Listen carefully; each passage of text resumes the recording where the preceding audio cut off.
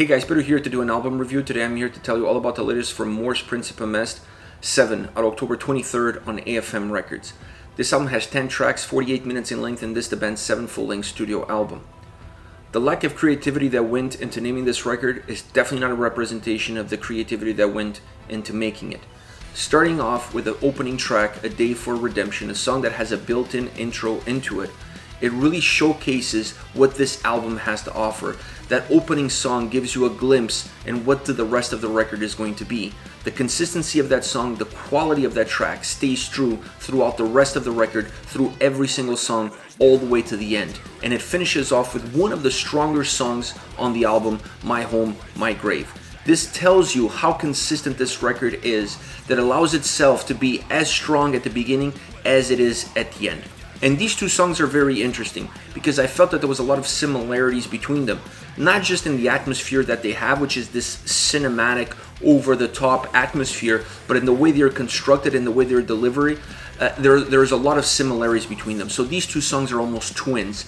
And it's interesting that they chose to have one as the opening and one as the closing, because it just really allows you to give this album a full balance, a full leveled approach of quality control from the first all the way to the bottom, with no absolute dips in quality, in experience, in sound, in atmosphere whatsoever. This is a very high level, equal balanced album, top to bottom. Now, when you get into the sound of the record, this album is definitely a more Principium Est. I mean, the moment you start playing the album, you get that vibe, that sound that only this band can put together.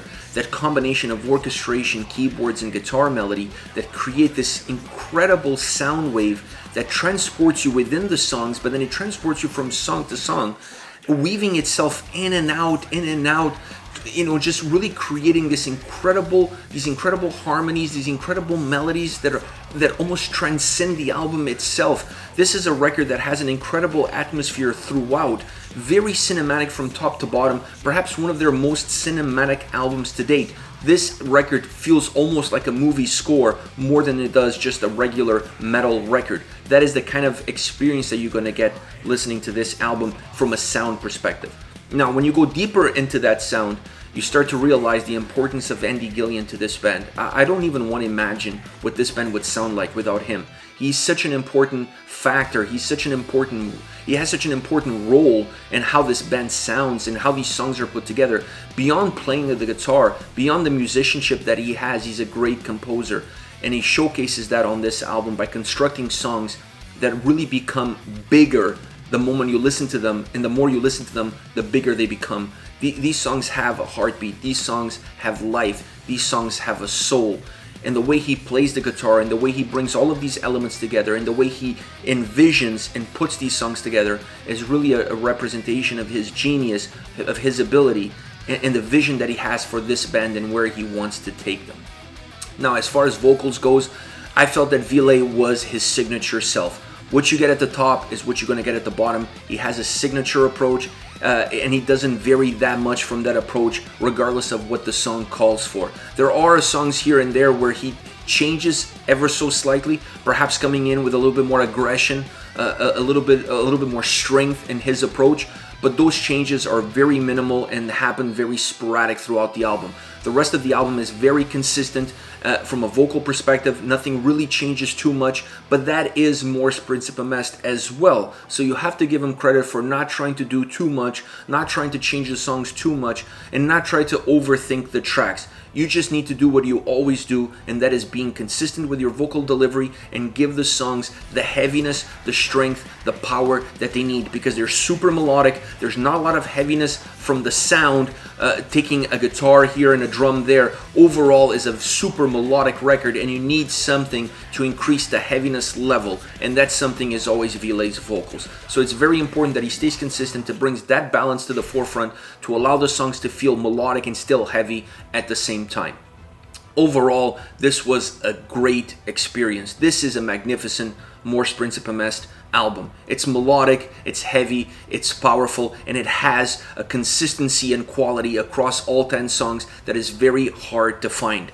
The fact that it's perhaps their most cinematic feeling sounding record makes this one of the best albums that I've listened to this year. I just love the strength, the larger than life atmosphere that it has. Now, as far as songs are concerned, I picked 3 songs outside of the singles that I really enjoyed, that I feel like really describe this album perhaps in the best way possible. First is March to War. The opening has that cinematic atmosphere that I've been mentioning that I really enjoy, that it's present almost on every single track, and I love it. That's at the beginning of the track. Once the track gets going, it has great tempo, it's fast, it's melodic, it's very driven, and it has this duality between verses and chorus. The main change in the chorus is really the vocals and how they're coming at you. Musically, there's not as much of a gap between the two. I felt that it was a little bit more straightforward on the musical side than it is on the vocal side. The use of that symphonic elements at the beginning that gives you this cinematic vibe, I thought perhaps they were only going to use it at the opening and then that would be it. But no, they brought it back later on into the track, and I like that idea because it allows you to reminisce to the start of the track, and it feels like the start of the track belongs to the track and it's not just there to create an intro, to create an ambiance, and then you get rid of it. No, so I like the fact that they brought it back. It added continuity to the way the track sounds and to the way the track feels.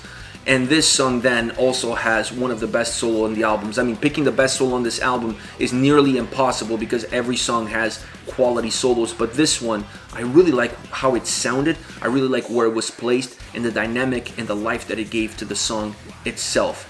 I love this track because musically, vocally, and lyrically matches the title of the track. Everything comes together as one.